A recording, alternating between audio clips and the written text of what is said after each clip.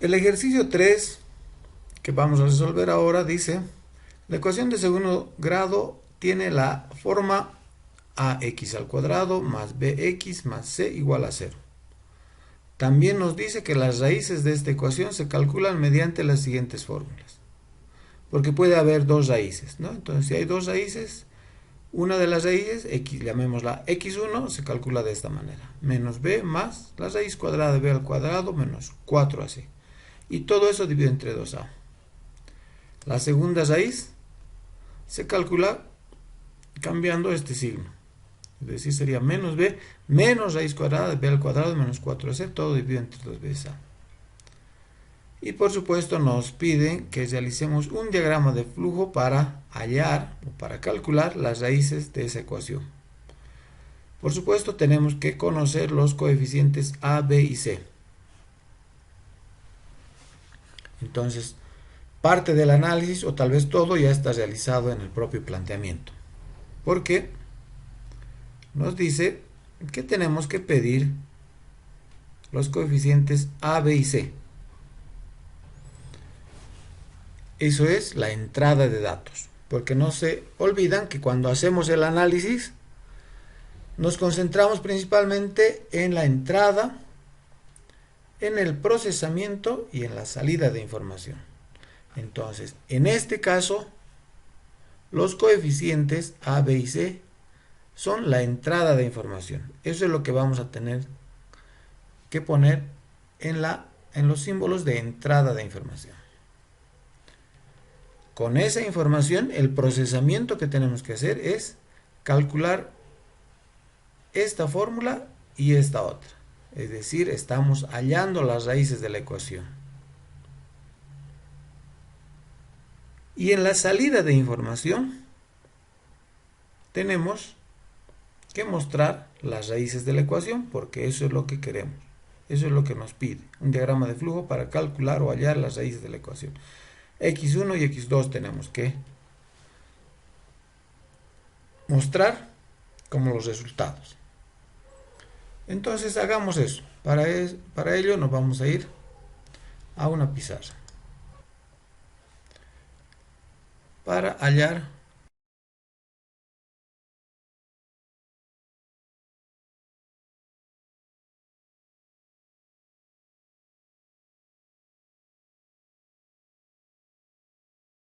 volvemos a la parte de analizar. Solamente vamos a abreviar. La entrada de datos hemos dicho que va a ser los coeficientes a, b y c. El procesamiento se hace calculando x1, que es menos b, más la raíz cuadrada de b al cuadrado menos 4ac.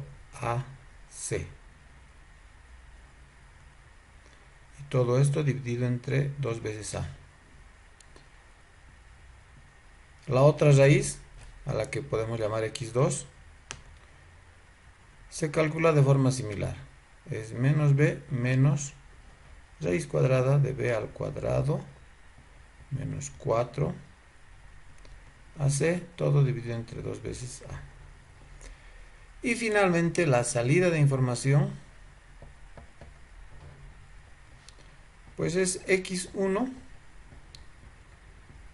y x2. Eso es lo que tenemos que hacer. Con esto nos aclara bastante. Necesitamos entonces 3 datos de entrada, 2 datos de salida. Así va a ser el programa. Vamos a construirlo eso con el programa que hemos estado utilizando para esto. Con este programa hemos estado construyendo nuestros diagramas de flujo. Entonces, teniendo presente que el problema este se resuelve con una entrada de datos donde leemos los coeficientes, entonces podríamos empezar a colocar un símbolo de entrada de datos. Para A, otro para B,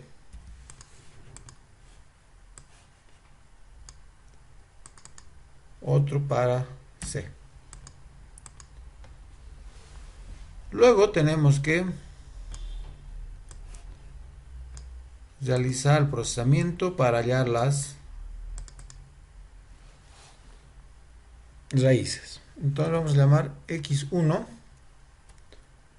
y eso decimos que es igual a, y ahora tenemos que escribir la función, la expresión matemática que calcula, más bien la expresión algebraica que calcula la raíz x1. Podemos hacerlo directamente acá, pero vamos a analizar cómo la escribiríamos acá. En un diagrama de flujo podemos colocar la fórmula tal como la hemos dibujado antes. Es decir, me refiero a esto. Igual que esto. En un diagrama de flujo podríamos escribir así, directamente, sin ninguna variación. O esto. Igual. Cuando ya codificamos eso en un lenguaje de programación, entonces no podemos dibujar todo esto, ¿no? Estamos utilizando el teclado de la computadora y escribimos por líneas. Entonces, en ese caso, ¿cómo se convertiría esto? Esto tendría que yo escribirlo en una sola línea. Entonces pondría, en principio, menos b, que está bien,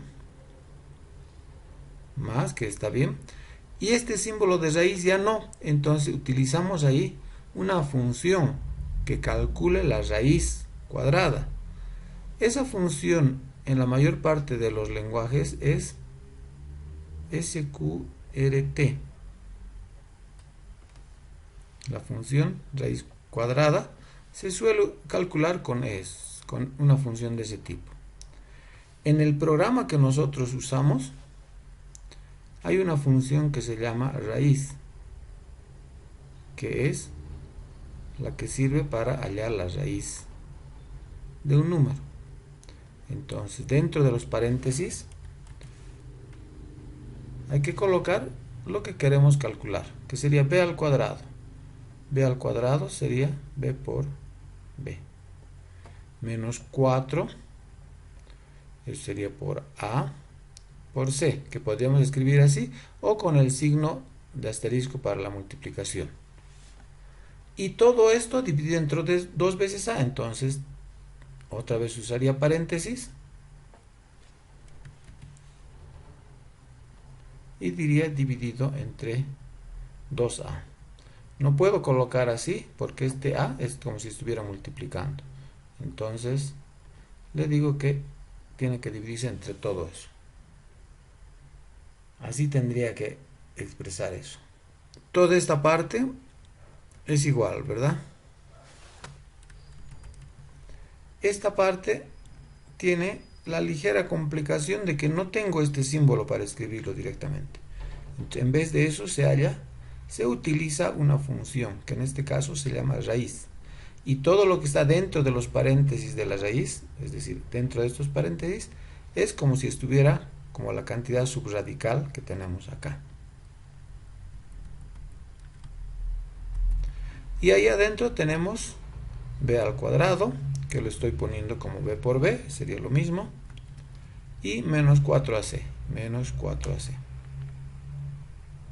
Como decía antes, podría colocar aquí el signo de por y el signo de por, pero se entiende así.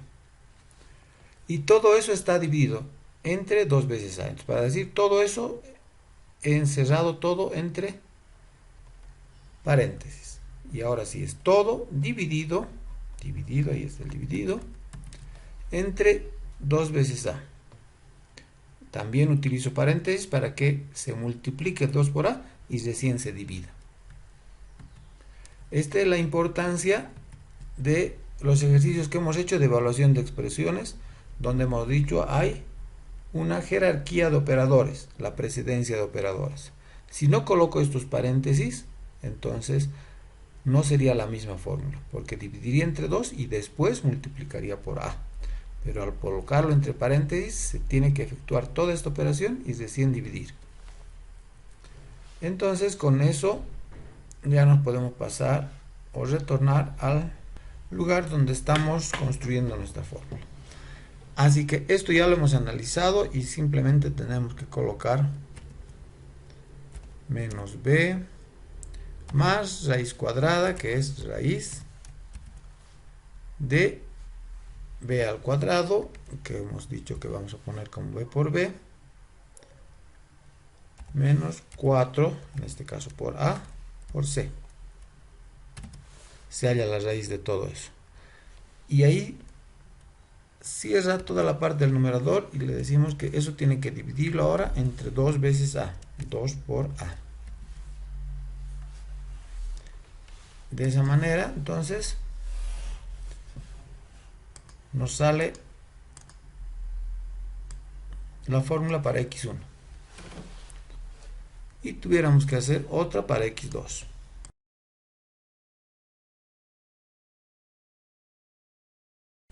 Para x2 entonces construimos una fórmula similar. x2 igual a menos b, pero ya no es más, sino que es menos la raíz cuadrada. La raíz cuadrada de b al cuadrado menos 4 por a por c. Todo eso dividido entre 2 veces a.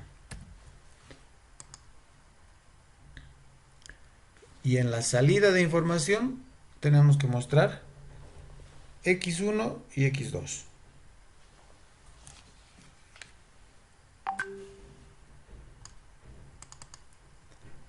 Acá mostramos x1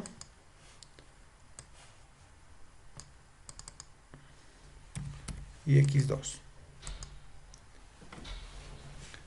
Aquí hay dos símbolos de salida de datos, este que dice mostrar ln y este que dice simplemente mostrar.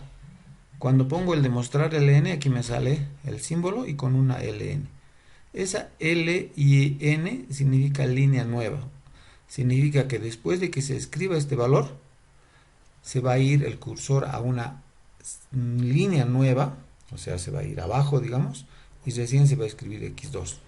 Y esto lo utilizo para que no se escriba uno al lado de otro confundiéndose como si fuera un número grande, sino que se escriba un valor y después se vaya a una línea nueva y se escriba el siguiente valor.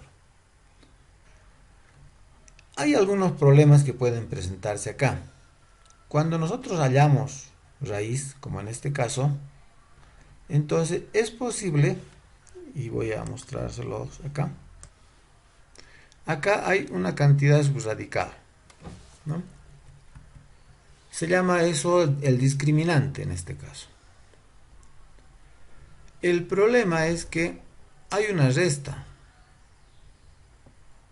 ¿Sí? Ahí está, esa resta.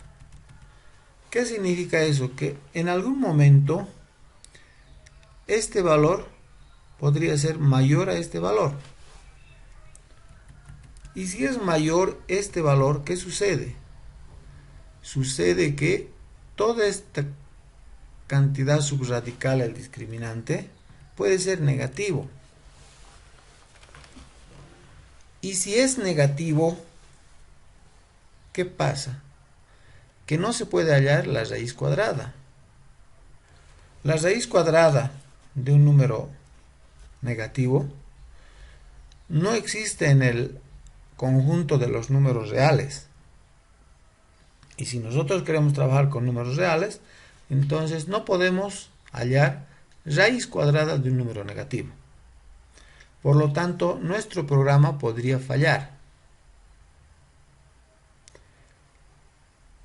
Por otra parte, este cálculo se hace aquí y también se hace aquí. Podríamos hacer una sola vez el cálculo y utilizar en estos dos casos. Me refiero a que toda esta parte de raíz de b al cuadrado menos 4ac. Todo esto podríamos nosotros calcular aparte, para no calcularlo otra vez aquí y otra vez aquí.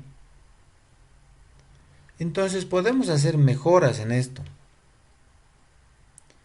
Una de las mejoras podría ser la siguiente. Que pongamos acá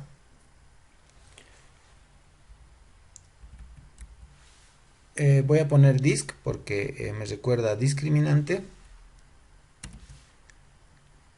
Y ahí podré hacer este cálculo. B al cuadrado menos 4 por A por C. O sea que ahí calcularía el discriminante. Y de esa manera entonces acá dentro ya no tendría que ponerlo de esa manera, ya no tendría que hacer este cálculo de nuevo, sino que podría poner simplemente así. Menos b más la raíz cuadrada del discriminante dividido entre 2 veces a. Y lo mismo aquí.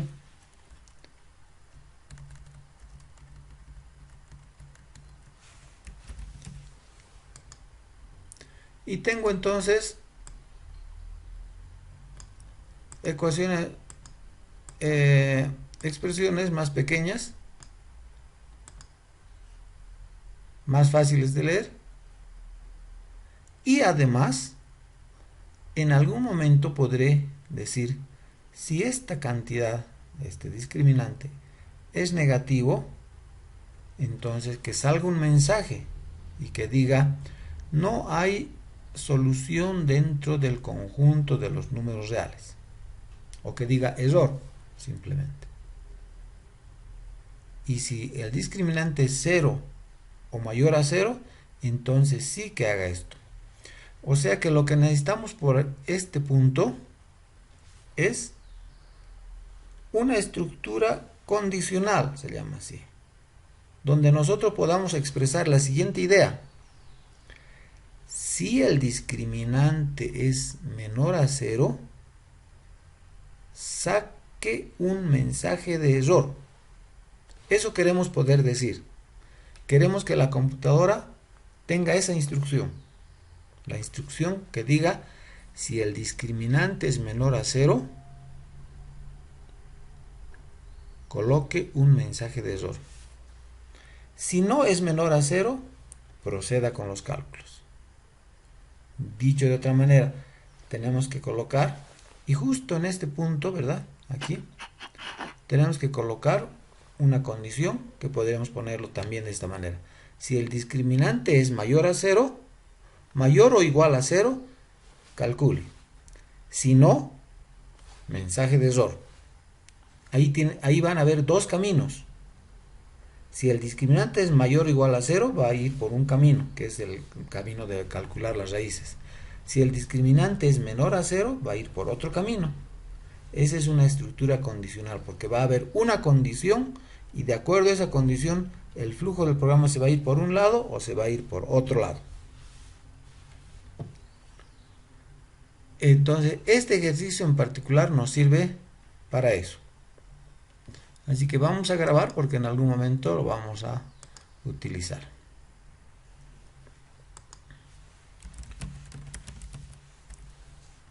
Ya está guardado. Bueno, pero mientras tanto nos iremos a aprender otra cosa. Muy bien, hay algunas funciones que podemos utilizar. Por ejemplo, hace un momento necesitábamos sacar la raíz cuadrada de algo, ¿no? La raíz cuadrada del discriminante en este caso. ¿Cómo hacemos esto? A través de una función. Les decía yo, en algunos lenguajes es la función SQRT, en lenguajes de programación. En el programa que estamos utilizando,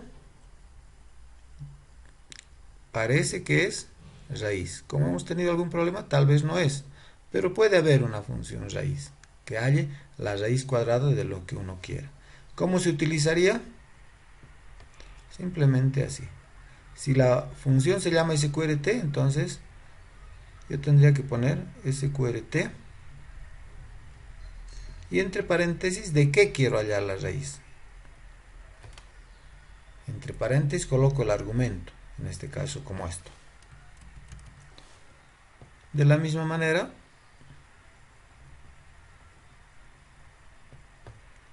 puedo utilizar la función raíz para hallar la raíz cuadrada de esta variable d. Esta entonces es una función. Estas son funciones. Y hay otras. Por ejemplo, está la función int, que es la función que halla el valor entero. El valor entero de un número, por ejemplo.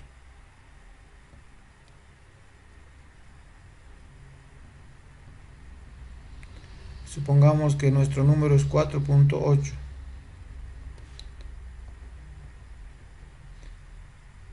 La parte entera de 4.8 es 4, eso nos devolvería. Por ejemplo, si pongo int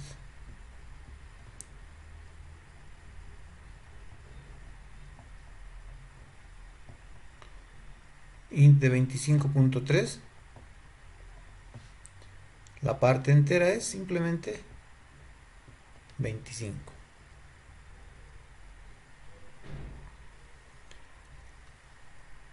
También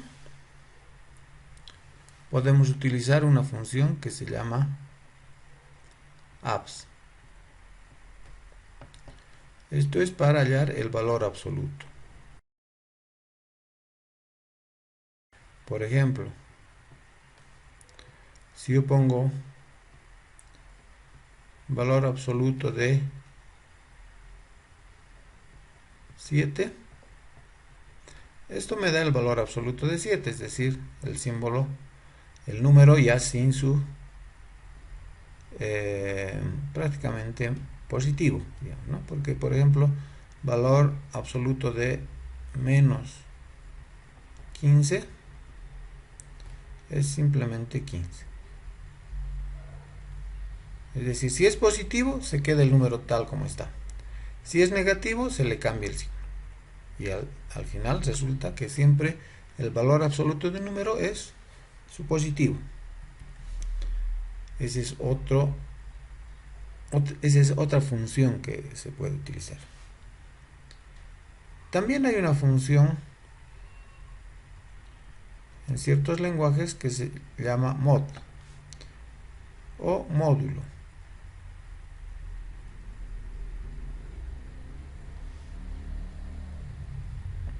El módulo es el residuo de cuando hacemos una división. O sea, por ejemplo,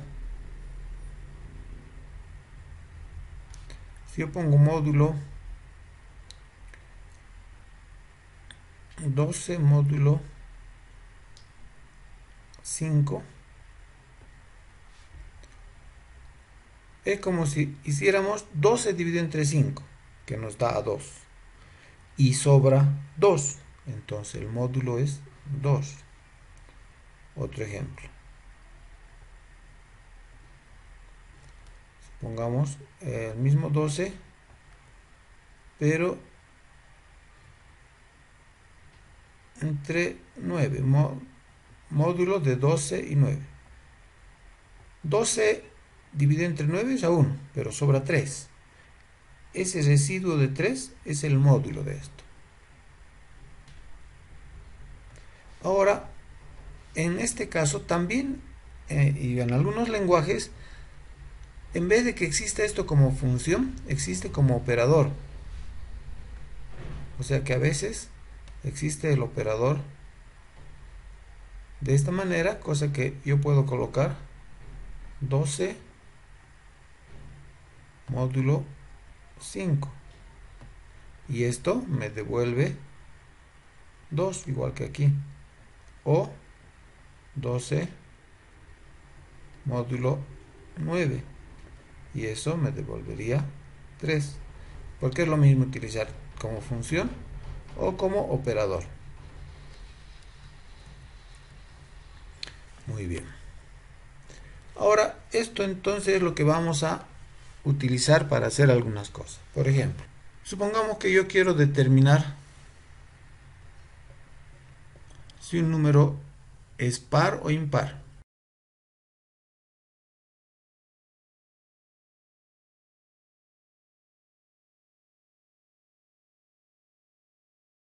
¿Cómo puedo determinar si un número es par? Para eso podemos utilizar nuestras funciones. Porque, por ejemplo, si un número es par, pongamos, supongamos el 14. ¿Es par o impar? 14 es un número par.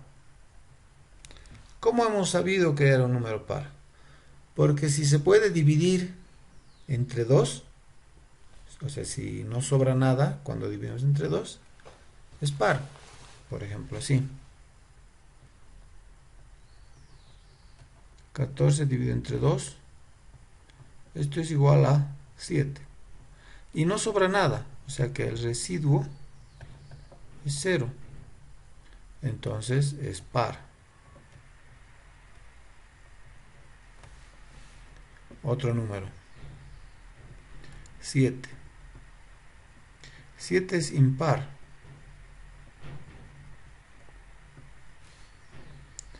¿Cómo sabemos que es impar? Porque lo hemos dividido entre 2. Y resulta que nos ha dado a 3. Pero había un residuo de 1, porque 3 por 2 es 6 y sobra 1. El hecho de que sobre algo, entonces quiere decir que es impar. Así. Esta es una de las formas en que podemos determinar si un número es par. Y no solamente que es par, ¿no? Sino que es divisible entre algún número.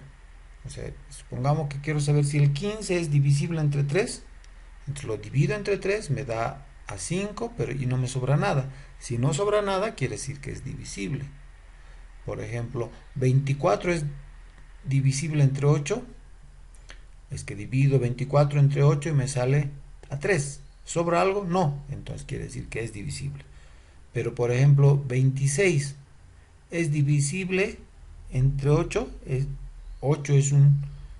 o 26 es un múltiplo de 8. A ver, 26 dividido entre 8 y me sale a 3. Pero hay un residuo de 2. Entonces no es divisible, ¿no? Así es como se determina. Bueno, ahora tenemos que utilizar esto. Para utilizar esto, tenemos que introducir otro símbolo, el símbolo de decisión.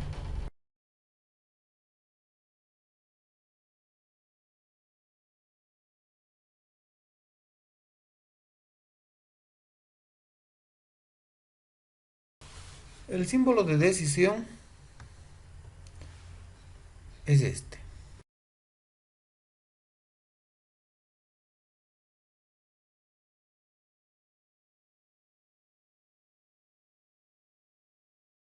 Es un símbolo donde aquí se escribe una condición.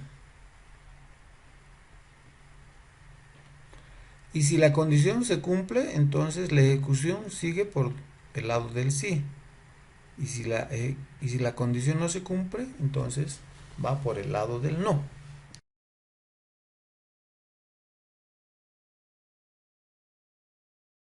Supongamos que la condición dice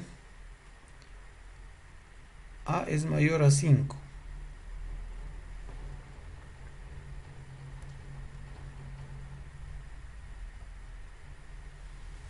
En estos casos, en el caso del símbolo de decisión, siempre hay dos posibilidades, que sea un flujo por el sí y otro flujo por el no. Supongamos que acá antes de entrar a este símbolo, A vale 8. Entonces, el programa vendría así. Aquí se detiene. A, que es 8, es mayor a 5, o sea, 8 es mayor a 5. Sí, y entonces se viene por aquí. Y ya no por aquí. Agarra este camino. Ahora supongamos que A vale 2. Entonces la ejecución del programa viene por aquí. Dice A es mayor a 5. En este caso 2 es mayor a 5. No. Entonces la ejecución continúa por aquí. Y ya no viene por aquí, sino que solamente viene por aquí.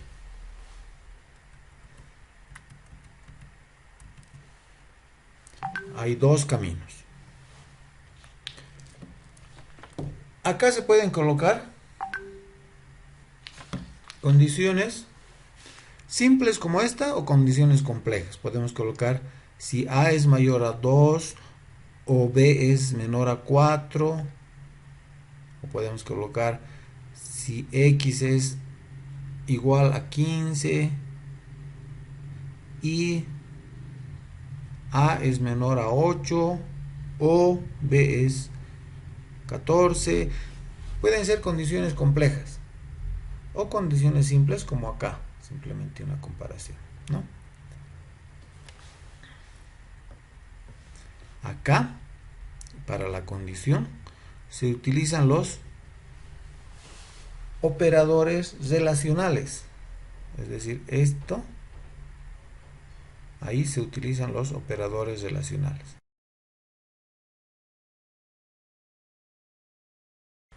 ¿Cuáles son los operadores relacionales? Pues vamos a ver aquí.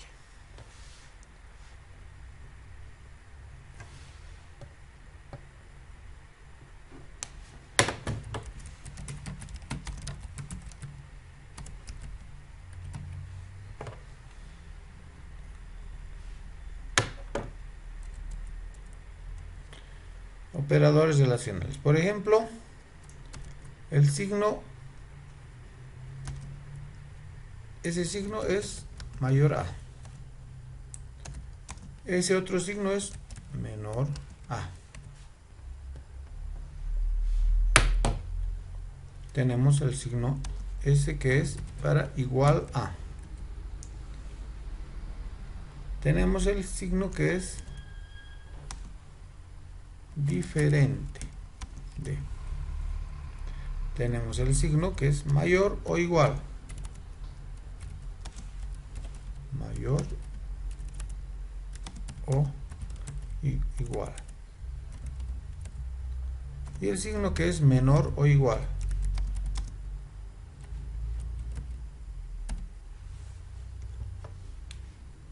Mayor a.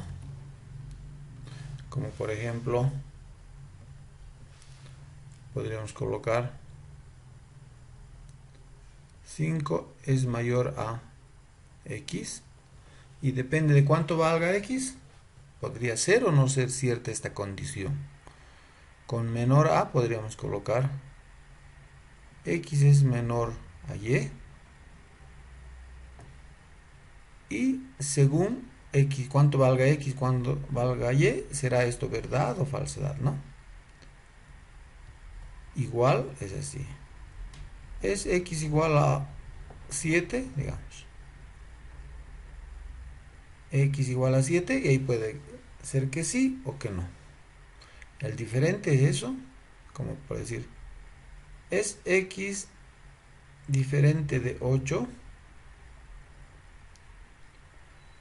Y lo mismo para el mayor igual. Podríamos preguntar, ¿es 5 mayor o igual a X? O decir, ¿es 5 menor o igual a X? Y puede ser que sea así o que no. Esos son los operadores relacionales. Y se puede colocar entonces todas las posibilidades que hay, ¿no? Aparte, se pueden construir otras condiciones con operadores lógicos, que también necesitamos saber. Porque todo eso puede entrar dentro de la construcción de una condición.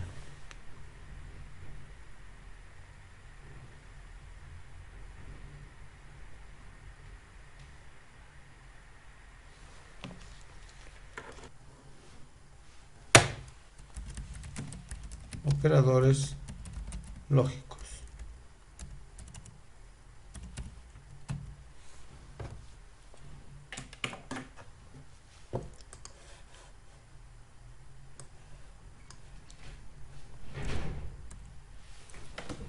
Hay unos cuantos. Primero veamos el operador lógico AND.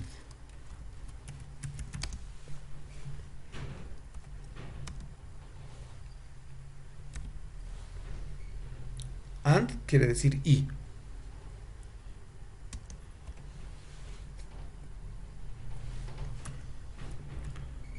El operador lógico OR, que quiere decir o. Y el operador lógico NOT, que quiere decir no.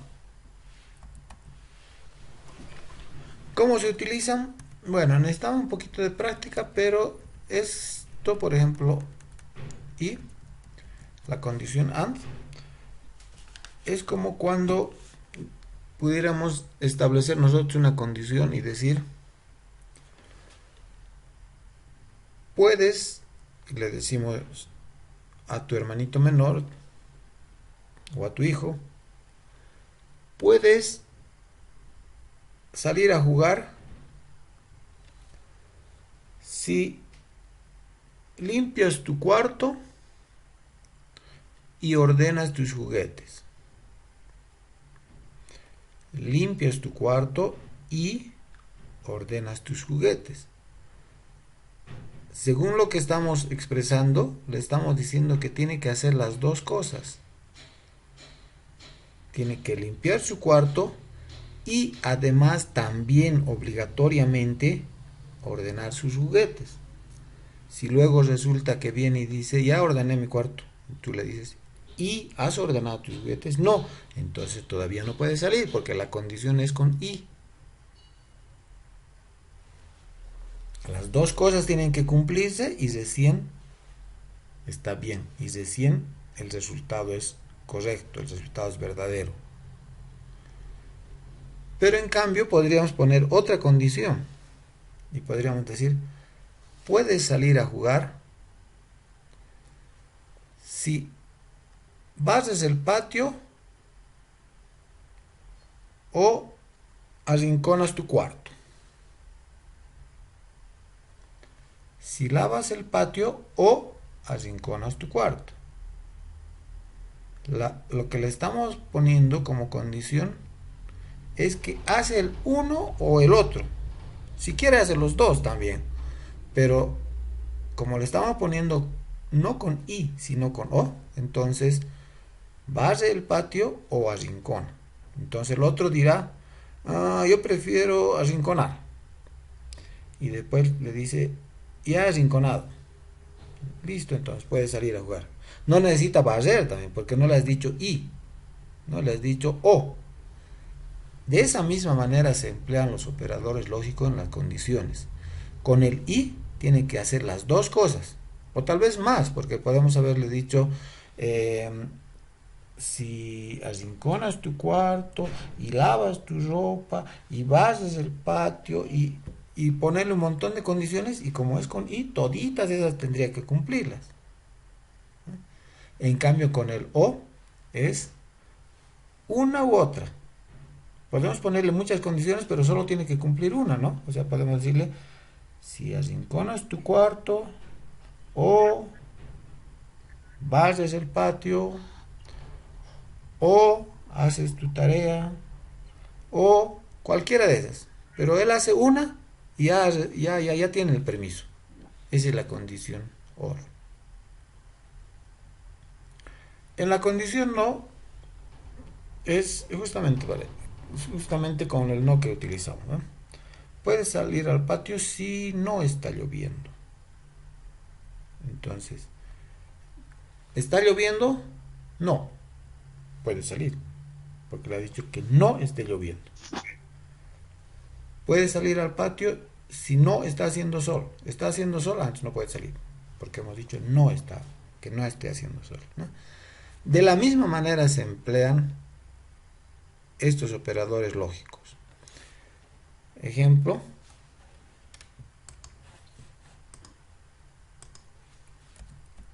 una condición podríamos poner: si x igual a 5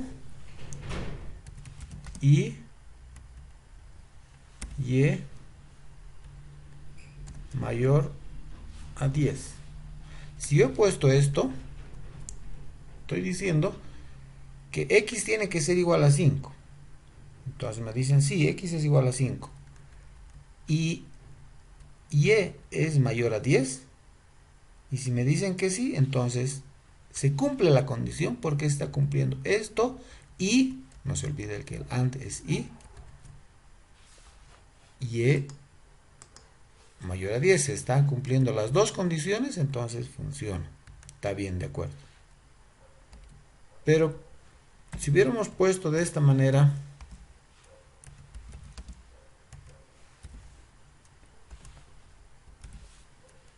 acá ya no se necesita que las dos cosas se cumplan.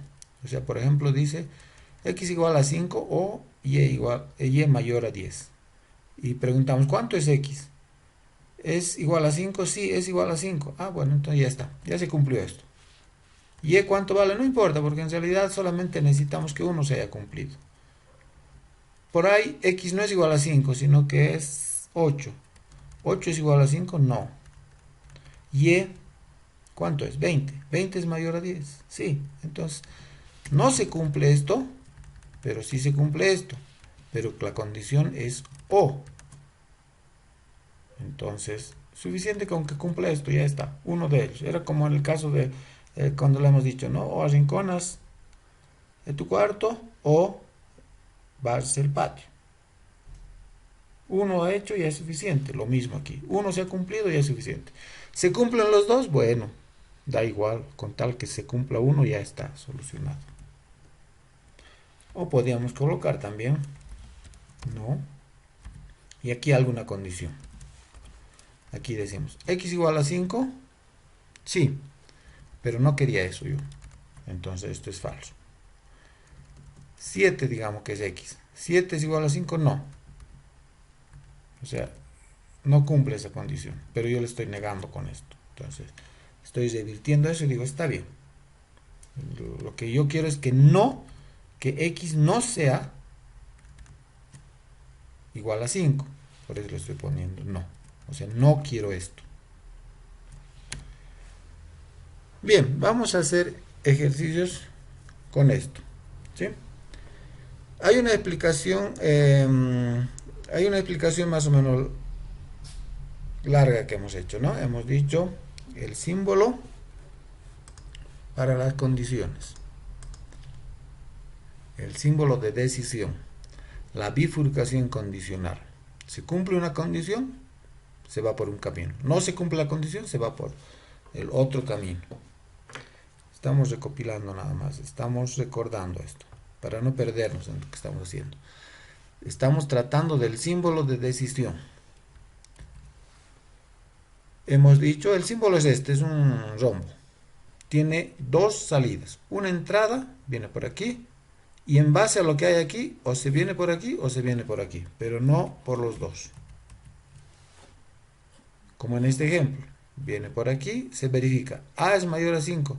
¿Es A mayor a 5? Bueno, entonces viene por aquí, y no se viene por aquí. O resulta que A no es mayor a 5 porque A es 4, digamos. 4 es mayor a 5, no. Entonces viene por aquí. Y no se viene por aquí entonces. Solamente recorre un camino. Pero el tema de esto es que para formar la condición esta, como acá hemos utilizado que A sea mayor a 5, entonces hay operadores que decimos son los operadores relacionales. ¿Cuáles son? Mayor a, menor a, igual, diferente, mayor o igual, menor o igual. Estos son los operadores relacionales. No tenemos mucho problema, creo, en manejar esto. Pero hemos dicho las condiciones también pueden añadirse y ser complejas, no solamente así como acá. Acá hemos puesto una condición que x sea mayor a x, o 5 sea mayor a x. Pero puede ser que haya condiciones más complejas donde decimos con esto, por ejemplo, que x sea igual a 5 y además que y sea mayor a 10. Y es una condición compleja que se une a través de unos operadores que se llaman operadores lógicos, que por el momento vamos a ver solamente el AND, el OR y el NOT. Así sería una condición ligeramente más compleja, ¿no? Con un OR. Y podríamos tener varios OR y así, condiciones bien largas, donde estén ligadas por AND, por OR, por NOT. Pero el uso es básicamente el mismo. Por eso ponemos condiciones relativamente simples con solamente un operador lógico. Este es nuestro ejercicio. Recordemos, pedimos los datos de los coeficientes de la ecuación cuadrática A, B y C. También, para simplificar los cálculos, como para verificar que el discriminante no sea negativo, hemos hecho acá un cálculo donde hemos calculado el discriminante, que es igual a b al cuadrado menos 4ac. Y luego estamos hallando las raíces de la ecuación cuadrática con la fórmula que ya sabemos. Menos b más raíz cuadrada del discriminante, todo dividido entre 2 veces a. Y la otra raíz, que es menos b, menos la raíz cuadrada del discriminante dividido entre 2 veces a. Finalmente mostramos x1 y x2. Acá el problema que he visto es que parecería que este programa, DICOR, tiene algún problema con algunas operaciones con agrupadores como el paréntesis, o tal vez el problema es las operaciones complejas. O sea que en realidad voy a hacerlo en dos pasos. La primera parte donde simplemente voy a hallar el numerador. Menos b más raíz cuadrada del discriminante. Y un poquito más abajo voy a calcular otra vez x1, pero ya haciendo la división. x1 dividido entre 2 veces a.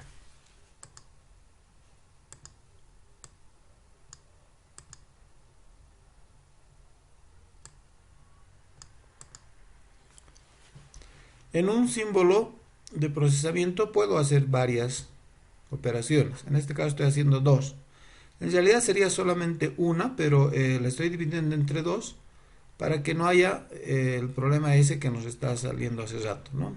Primero estoy hallando la parte superior, el numerador, y después ese numerador lo estoy dividiendo entre 2 veces a. Con eso tengo ya el cálculo de x1. Lo mismo voy a hacer acá. Normalmente no sería necesario esto, ¿no?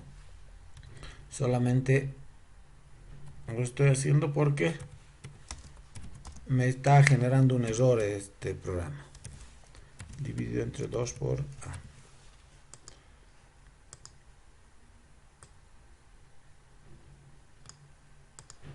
Ya, igual acá.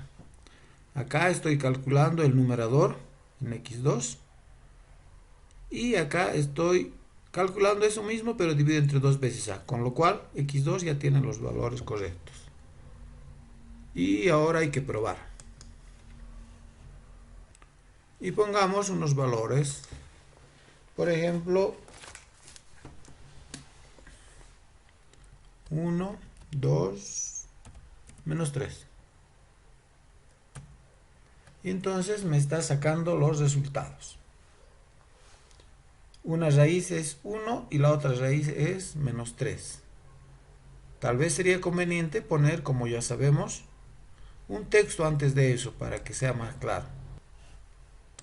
Porque podemos colocar acá, entre comillas, x1 igual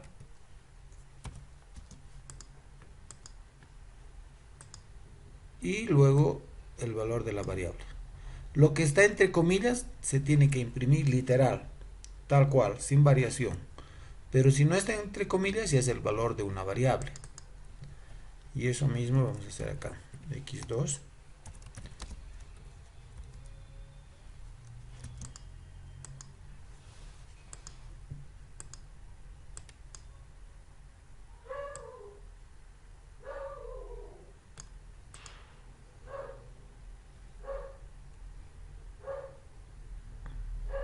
Veamos entonces si sale mejor ahora.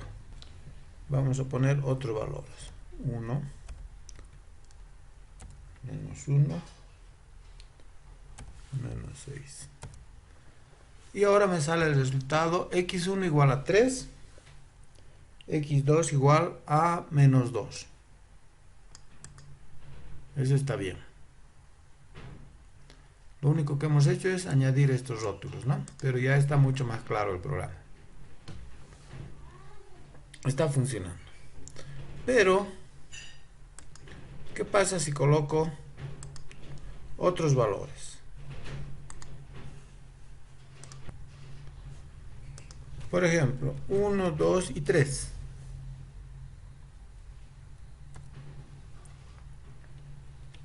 Me está generando un error que dice la función raíz, esa función que sirve para hallar la raíz cuadrada de un número, no acepta números negativos.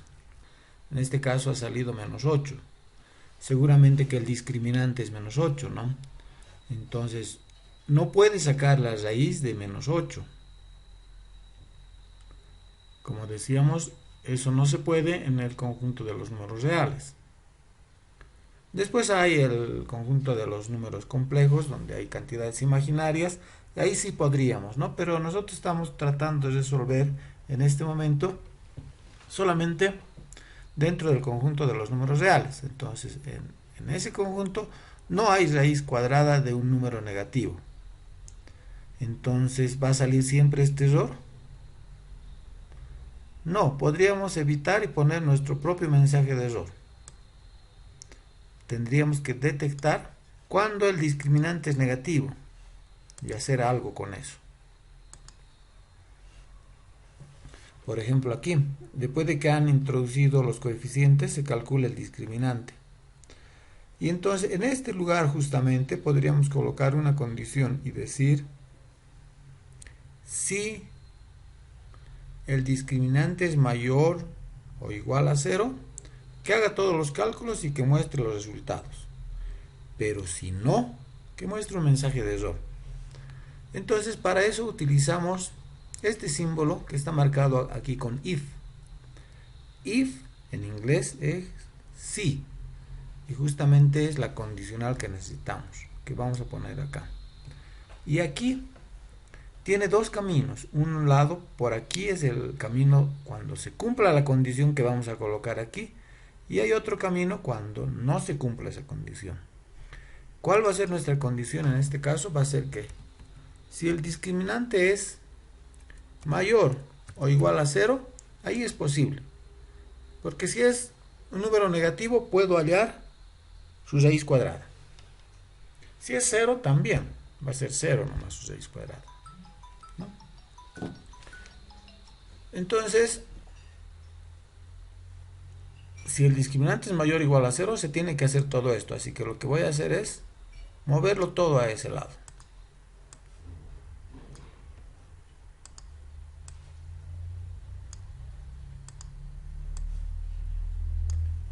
Muy bien. Entonces ahora el flujo del programa es así. Si viene por aquí, calcula el discriminante. Si el discriminante es mayor a 0, se viene por aquí, hace los cálculos correspondientes, muestra los resultados. Pero si el discriminante no es mayor a 0, entonces vamos a mostrar un mensaje apropiado. El mensaje podría decir: no hay solución.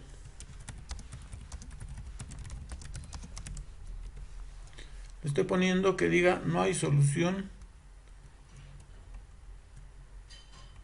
en R, en el conjunto de los números reales, quiero decir. Podría colocar un mensaje más largo, pero con eso está bien para que nos demos cuenta. Otra vez, inicia el programa, pide el dato para A, pide el dato para B, pide el dato para C. Con eso aplica una fórmula y calcula el discriminante. Y aquí pregunta: si es el discriminante mayor a 0, esa es la condición, esa es la pregunta. Y puede ser que sí o puede ser que no. Si resulta que sí, entonces hace todos los cálculos y muestra el resultado. Si resulta que no es así, entonces muestra un mensaje al usuario que dice: no hay solución en R, en el conjunto de los números reales. Podríamos probar. Veamos el ejercicio que sí tiene solución. Por ejemplo, 1, 2, menos 3. Con esos datos sí hay una solución. Hay raíces. Una raíz es 1, la otra raíz es menos 3. Pero hagamos otro. Y pongamos, por ejemplo, 1, 2 y 3. En este caso, el discriminante es menor a 0 y por lo tanto me ha salido un mensaje que dice: no hay solución en R. No hay solución en el conjunto de los números reales. ¿Qué era lo que queríamos? Entonces, nuestro programa está funcionando bien. El if tiene dos caminos nada más. Uno por el sí, uno por el no. Dos caminos de salida. La ejecución del programa entra por acá. Y después, como salida de este símbolo, puede haber un camino por el sí y otro por el no. Después de eso, ambos convergen aquí en el final. Porque después de que se ha efectuado todo eso, la línea sigue y se va al final. Si se ha mostrado el mensaje de que no hay solución en R, la línea sigue por aquí y se va al final también. El diagrama de flujo termina. Pero termina de una manera u otra, calculando o simplemente mostrando el mensaje. Ese es el poder del if, que permite que podamos hacer que la computadora tome decisiones en base a valores internos de sus variables. En otras situaciones, el programa podrá tomar, la computadora, digamos, podrá tomar decisiones en función de otras cosas, ¿no? Que tal vez algún sensor de temperatura arroje algún valor mayor o menor que algo, que algún sensor de luz deje pasar o no deje pasar la corriente, y el programa diga: si hay corriente, que pase esto; si no hay corriente, que pase eso; si la corriente está entre tal rango, que haga esto; si hay señal de internet, que haga esto; y si no hay, que haga esto; si el video es MP3 o digo MP4, que ejecute este reproductor; si el video es un AVI, que ejecute con este otro reproductor. Es decir, permanentemente la computadora está tomando decisiones, y eso lo hace con uno de los instrumentos con lo que lo hace es con el if. Llamamos if simplemente a este símbolo de decisión, a este símbolo de bifurcación condicional también llamamos.